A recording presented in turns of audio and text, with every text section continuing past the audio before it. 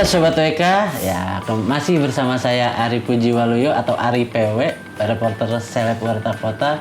Kali ini gua masih dalam pembahasan berbincang-bincang sama narasumber yang memiliki titel artis ya. Tapi kali ini narasumbernya cukup berbeda dan ini penayangan perdana gua nih. Dan saat ini narasumber gua adalah anak dari Living Legend ya, kita sebut bisa Living Legend, anak dari Living Legend dari personil grup band Slang Mas Bim Bim, yaitu ada Mezzaluna de Azuri. Halo Kames. Hai. Kames apa Kaluna nih kita manggilnya? Dua-duanya sih sebenarnya bisa, terserah deh. Oke. Jadi ini bukan sembarang anak artis aja, tapi Kames ini juga udah terjun ke musik ya. Iya, Sudah 3 single ya kalau nggak udah salah. 3 single. Singlenya apa aja tuh Kak kalau boleh tahu Kak? In Situ, I Beg, terus yang terakhir You Should Know. You should know. Iya. Oke. Sebelum kita ngebahas soal lagu-lagunya, pernah nggak sih Kames nanya sama bokap sama nyokap gitu sama Mas Bim sama Mama Reni, arti namanya Mezzaluna de Azuri apa sih? Pernah dong. Oh, Oke, artinya apa sih? BTW sama, nanti deh arti nama dulu ya. Iya, arti nama dulu. Nah, pokoknya nyokap gue tuh suka banget klub bola Itali kan. Nah, iya. Ya, terus kan klub bola itu ada Azzurri ya? Ya, Nerazzurri. Ya, itu. Nerazzurri. Nah, terus jadinya dinamain itu dan artinya tuh biru kan. Oke. Dan jadi kayak maksudnya biru kan adem bagus gitu. Nah, terus gara-gara satu tema dengan Itali, jadi nyokap tuh nyari dari ini kamus bahasa Itali, terus ketemu dia Mezzaluna artinya bulan sabit. Nah, kalau mau dikaitin dengan hal yang lebih baik, itu kan simbol Islam, kan bulan sabit tuh, Ya, jadinya betul. gitu bulan sabit di langit biru gitu maksudnya, dan juga ada kaitan simbol Islam.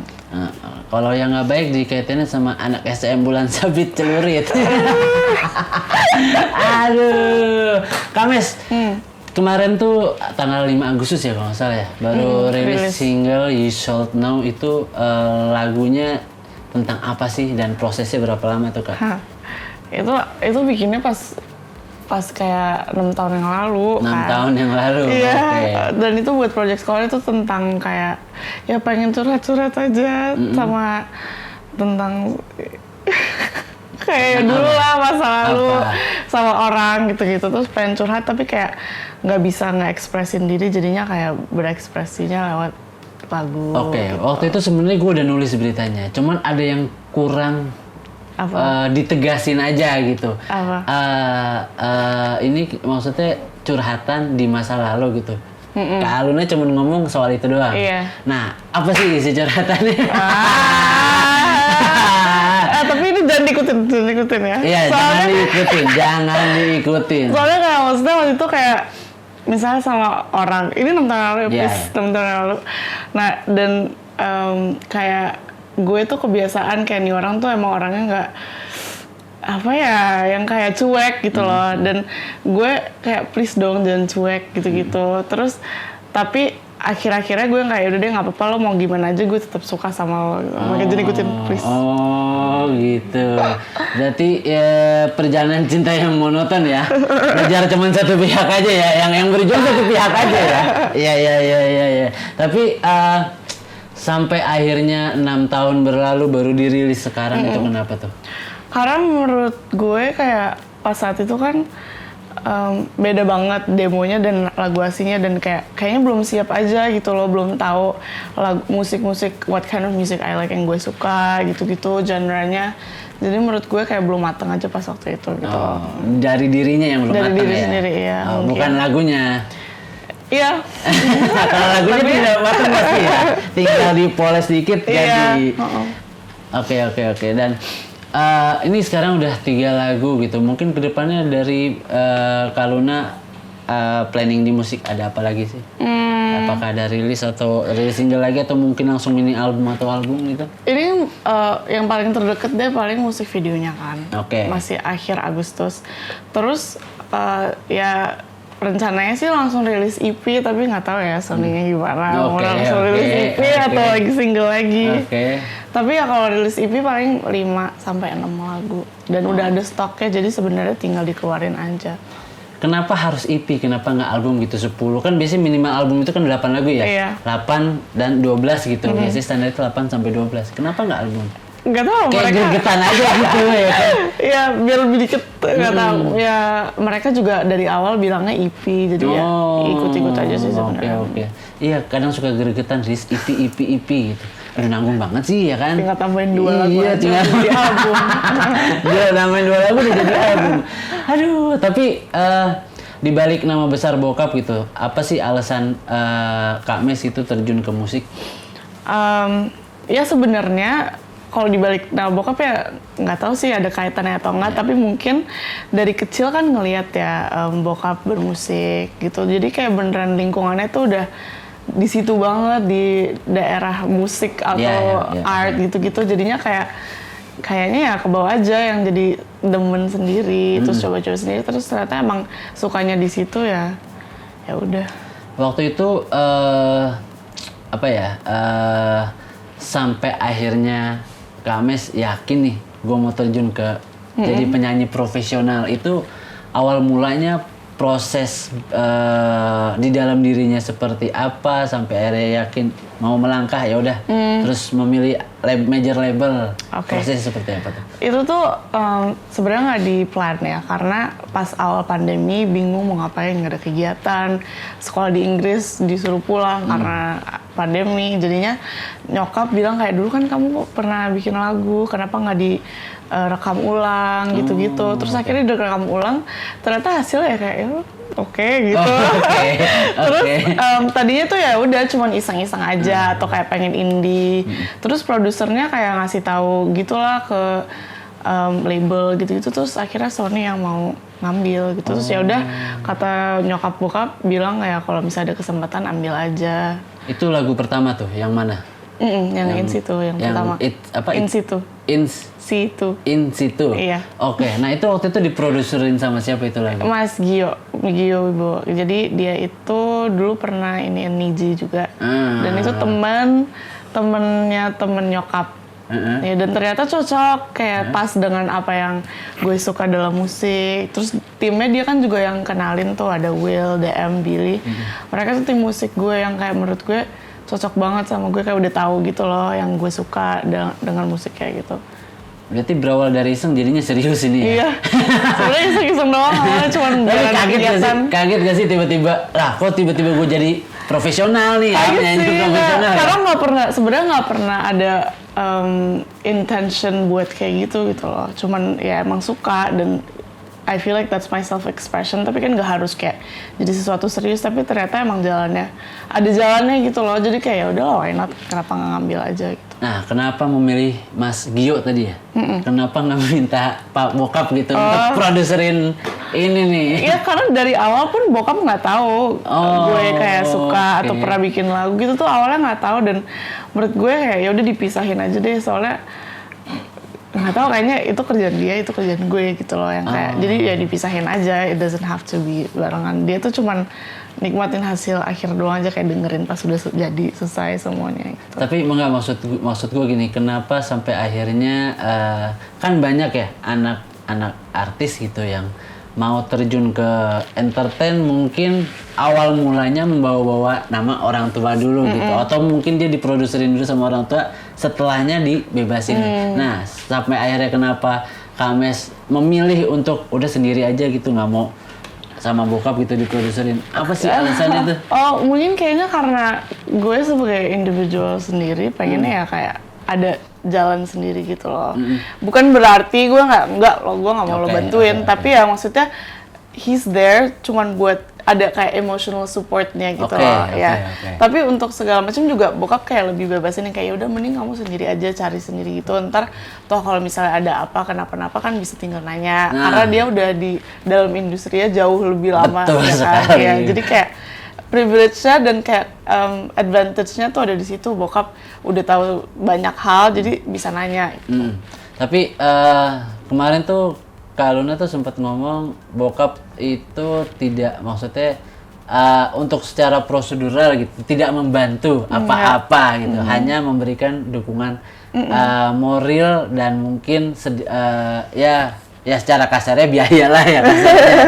Tapi itu menjadi Kames apa down nggak sih untuk aduh gila nih gue malah nggak dibantu penuh nih sama bokap, atau mungkin ini jadi tantangan Kames gimana caranya gue pin berkarir tapi melepas bayang-bayang Mas Bim Bim.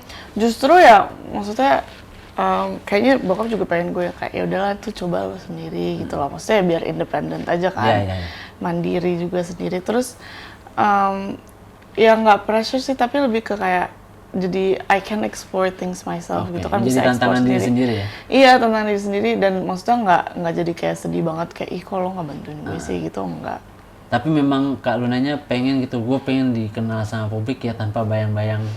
Iya pasti semua orang mau gitu nggak iya, sih? iya, Pasti iya. mau dikenal sebagai diri lo sendiri, karena punya kesukaan sendiri, musik sendiri yang gitu. Gue kayak lagi ngobrol sama Widi Viera. Wah, ini kok mirip banget ya. Suaranya beda-beda tipis kalau ngobrol ya. Iya. Banyak banget yang bilang gitu. Tapi apa ya? Bisa dibilang apa? Udah 3 lagu nih, 2 tahun 3 lagu berjuang sendiri kayak tanpa dibantu Mas Bim, sempet ngerasa capek nggak sih atau seperti apa gitu? Karena Kaluna tuh harus menjalani proses yang bertahap ya. Kalau misalkan mungkin dibantu sama bokap, mungkin bisa langsung dari A bisa langsung ke E gitu, atau bisa langsung ke J gitu. Enggak sih, karena kan pasti semuanya dari prosesnya kayak untuk build karakter, untuk membangun karakter aja pasti dari proses kan. Ya, betul. Dan juga aku masih kuliah gitu loh, masih ada kayak prioritas lain, dan walaupun kayak susah nggak susahnya ya tetap ada timnya sendiri gitu loh, jadi sebenarnya nggak completely sendiri banget. Oke. Tapi yang jelas happy buat ngejalanin semua prosesnya di musik ya. Insya Allah ya. Insya Allah happy ya. Iya. Mantap sekali. Tetap betah di musik ya. Ya. Maksudnya itu yang gue pengen dan pilih, jadi ya udah harus berkomitmen juga kan. Oke. Nah, kita bicara soal hal lain nih Kak Mes. Tadi kita udah ngebahas soal kenapa sampai akhirnya mau ke musik tanpa dibantu penuh ya sama Mas Bim. Nah, sekarang pertanyaannya adalah sekarang usianya berapa Kak Luna? Tebak.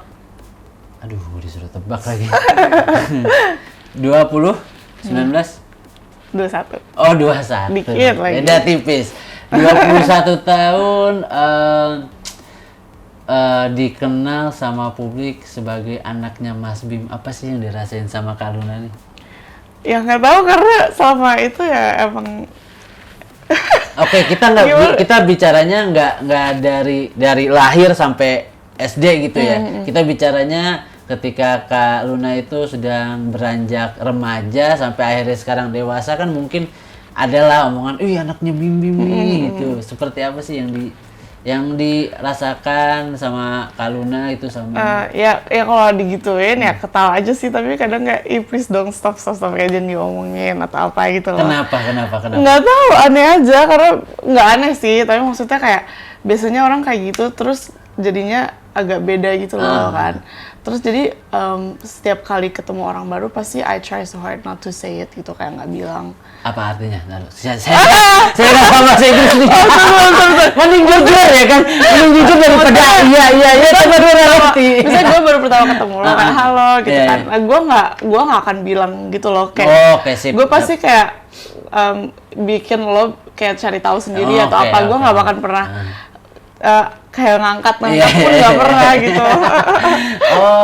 Oke. Apa memang maksudnya Kames tuh dari beranjak remaja sampai akhir sekarang dewasa nggak nyaman kah maksudnya? Bukan ketika ketemu orang, wah nih anaknya Bim nih, atau mungkin sama temen anaknya Bim ledek-ledek, kenapa nggak nyaman kah atau seperti ya itu sih nggak apa-apa. Maksudnya dan juga kayak dari lahir gue emang anaknya dan ya udah gitu loh, kayak udah kebiasaan. Maksudnya bukan biasa kayak emang itu kenyataannya gitu. Itu emang udah sebuah hal yang harus dirasakan lah ya.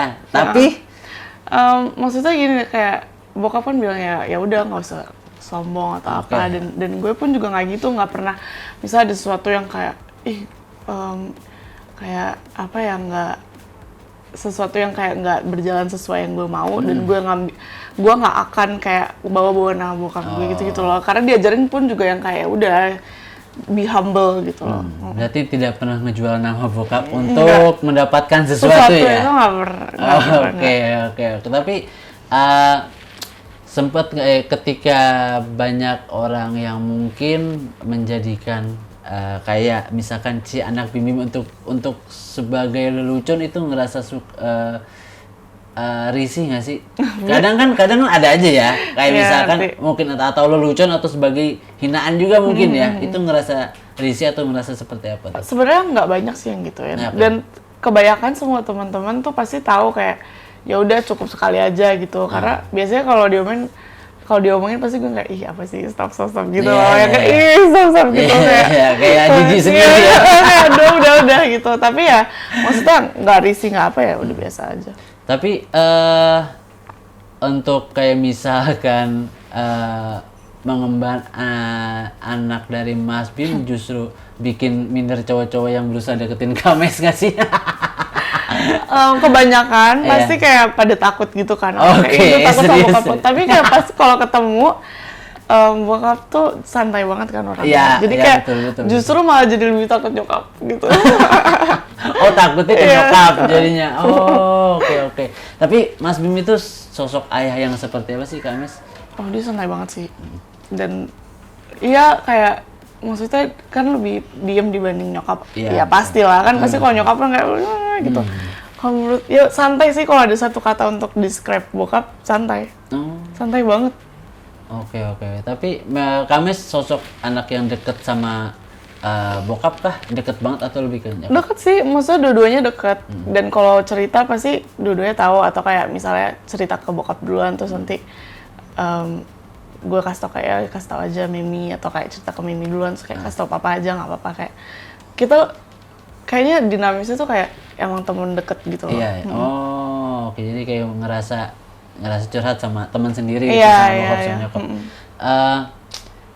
Biasanya Mas Bim sama Mama Reni tuh ngasih wejangan apa sih sampai akhirnya ngebentuk Kames jadi jati dirinya tuh seperti ini gitu. Apa sih yang paling diinget sama Kames gitu? Wejangan dari Mama Papa.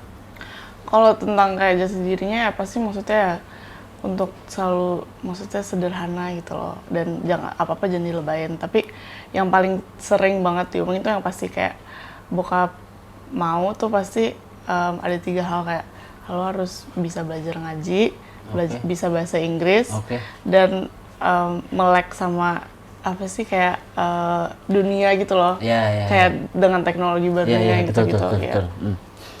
3 itu. Tapi waktu kecil sering ikut bokap manggung ya sama sering ikut nonton gitu. Iya, sebelum masuk sekolah tuh pasti ikutan terus. Terus sekarang kalau misalnya ya kan sekarang lagi libur, jadi kayak sering nonton, baru kemarin kan nonton di Bukarika, terus nanti mau nonton lagi. Waduh. Jadi ya, kalau nggak ada kegiatan ya ikut aja. Iya. Tapi pasti beda persepsi orang gitu ketika ngelihat sosok ayahnya musisi, ngelihat ayahnya di rumah sama di atas panggung berbeda dong. Ketika di atas panggung seperti apa? Tadi kan udah dijelasin nih kalau di rumah. Tapi sebenarnya tuh nggak beda-beda banget sih, karena pada dasarnya dia orangnya santai, dan mungkin kalau misalnya di atas panggung lebih cerewet mungkin, lebih banyak ngomongnya. Kalau dia, kalau di rumah lebih banyak diemnya ya. Nggak, maksudnya karena mungkin ada bandingan dengan nyokap, nyokap lebih banyak ngomong gitu loh. Tapi ya gitu, ngomong kalau seperlunya aja gitu loh, yang kayak nggak cerewet banget ya. Siap. Tapi apa ya, ini pembahasan keluarga terakhir mengenai dengan apapun yang terjadi gitu dalam hidup bokap, tetap bangga menjadi anak dari Bim Sleng. Kak Mes. Ya maksudnya, dan diajarin juga maksudnya untuk selalu bangga, apalagi ke orang tua ya, selama apapun kerjaannya gitu loh, kayak kan bokap musisi ya, pokoknya selama kerjaannya halal dan pasti selalu bangga lah. Oke. Dan terakhir fun fact-nya adalah Kames Zalunadi Azuri ini kuliah di Inggris ngambil jurusan politik. Kenapa harus kuliah di Inggris? Itu pertanyaan pertama. Kenapa di Inggris? Ya, kenapa di Inggris? Sama sekali Padahal nggak ada plan. nama arti namanya dari Italia. Itali. Kenapa nggak di Italia? Kenapa harus di Inggris? Oke, ini tuh beneran nggak di plan sama sekali kenapa sekolah di Inggris. Tadinya tuh abis lulus SMA, nggak mau kuliah dulu deh gitu. Oke. Terus nyokap kayak, jangan please, jangan kamu harus kuliah. Terus udah telat gitu loh, Iya. masuknya, pokoknya semuanya tuh kalau Indonesia tuh masuknya Juli ya? Iya, Agustus, September. Ya? Nah, Kalau Juli anak sekolah. oh iya, sorry, Agustus, September. Nah ini Iya, tuh iya. udah Agustus. Oke. Pas udah Agustus, akhirnya ke agency buat kuliah nyari-nyari, terus yang available cuman ada Australia sama Inggris. Oh. Nah nyokap bilang nggak, jangan Australia terlalu dekat gitu, jadinya ke Inggris. Dan itu beneran kayak selama sebulan itu tuh nggak mikir bakal ke sana, cuman Oke. ya jalannya aja. Kenapa politik? Karena mungkin kalau misalnya disebut kayak sebuah passion tuh pengennya, aku passionnya pengennya tuh ya maksudnya Apa? mengubah Indonesia menjadi lebih baik gitu. Oh, itu udah pola pikir yang mendasar ya? Iya, dari dulu tuh pengennya kayak gitu. Oke. Dan sebelum ngambil politik tuh pengennya sesuatu yang berhubungan dengan lingkungan. Ah. Tapi ngerasa kayaknya kalau kayak gitu dan nggak tahu dasar politiknya nggak akan bisa berubah gitu loh. Karena menurut aku politik tuh kan kayak sebagai orang yang kerja di situ itu kan kerja untuk rakyat dan Iya, iya. menurut aku masih banyak yang sebenarnya bukan kerja untuk rakyat tapi untuk diri sendiri gitu. Jangan disebutin dong. Ini kalau diterusin bahaya loh. Ya segitu doang, tapi bener gitu. Iya. Ya, maksudnya kayak emang susah sih dan itu udah namanya budaya. Iya, betul. Dan Jangan apa diterusin semua. lagi. Enggak, maksudnya, Oh, iya. maksudnya kayak budaya Indonesia kayak misalnya aku pakai bilang lingkungan tuh maksudnya Oke. merubah itu Oh, ya ini dalam lingkungan hal ya. itu ya. Lingkungan ya. Karena nomor satu itu, karena kan kalau misalnya lingkungannya rusak sekarang, gimana masa depannya tuh gimana gitu. Dan yang paling aku itu sih dalam hal lingkungan itu sih. Oke. Tapi punya keinginan nggak sih ketika ngambil jurusan politik udah ngebayang dong gitu. Selain lingkungan mungkin punya plan bayangan lah gitu nanti setelah itu mau ngarahnya kemana selain di musik gitu. Belum ada. Masih setahun lagi udah tuh pikirin dulu aja kuliahnya setahun. Oh, oke. Kayak misalkan benar-benar terjun ke politik jadi wali kota atau jadi apa gitu nggak ada kepikiran. Bokap udah bilang, sudah kamu sana lagi jadi gubernur aja. Waduh, gubernur mana? Jakarta. Waduh, disuruh jadi gubernur Jakarta. Tapi Lanjut. ya nggak ada, maksudnya ya planning pasti ada, tapi kan belum tentu tahu bakal kayak gimana. Ya kalau misalnya bisa menjalankan dua-duanya dalam politik dan musik ya why not? Oh, tapi maksudnya nggak punya benang merahnya gitu kan udah kecemplung nih kan jurusan politik, ngedalamin politik nggak punya benang merahnya nanti ujungnya mau kemana gitu nggak ada? Ya pasti nanti kalau habis lulus maunya ya magang atau kerjanya ya di dalam hal situ-situ sih. Oh, oke. Incernya apa tuh? Dari dulu tuh pengen banget jadi, kalau nggak kayak sebenarnya I don't mind being gubernur atau apa, tapi aku pengen juga jadi diplomat. Oh, diplomat. Nah, kalau nggak diplomat paling kayak menteri pendidikan atau apa. Oh, aduh. Kita Tapi lihat kalau aja. ngomong gini nggak tahu kan kayak ntar tiba-tiba malah jadi nggak tahu, nggak ada yang tahu. Ya, insya Allah lah jadian ya. Tapi waktu pas awal-awal ke London gitu, ini sempet apa sih kayak homesick nggak sih? Itu tahun berapa sih waktu itu masuknya? 2019. 2019 sempet homesick nggak sih atau gimana? Lebih ke kayak beda banget kan, tapi maksudnya homesick pasti iyalah ya, kayak, ih kangen rumah, kangen ada yang banyak yang bantuin, kan ini apa-apa sendiri gitu. Tapi ya maksudnya belajar beradaptasi aja, lebih kayak gitu yang kayak ya udah emang this is my life, nah kayak ini hidup gue sekarang, jadi kayak ya udah gitu. Susah nggak adaptasi di Inggris dengan segalanya ya? Awalnya pasti kayak kaget lah apa-apa sendiri, tapi ya banyak juga apalagi murid-murid Indonesia yang kesana dan kita juga sama-sama menjalani hal yang sama, kayak hal baru untuk keluar negeri sendirian, jadi kayak banyak supportnya. Dikenal nggak sih di sana? Oh, Apa? kayak Bim-Bim nih. Pernah ada yang ngomong gitu, tapi ya orang Indonesia juga. Orang Indonesia. Orang Indonesia juga. Dan di sana juga nyanyi juga kah? Maksudnya kayak part time untuk nyanyi di kafe-kafe Oh, gitu? nah itu kan pas awal masuk itu belum ada sama sekali bermusik gitu kan. Dan awal musiknya itu pas lagi di sini gitu loh. Jadi belum Wah, dan rencananya kan rencananya tuh akhir September balik lagi ke sana ya.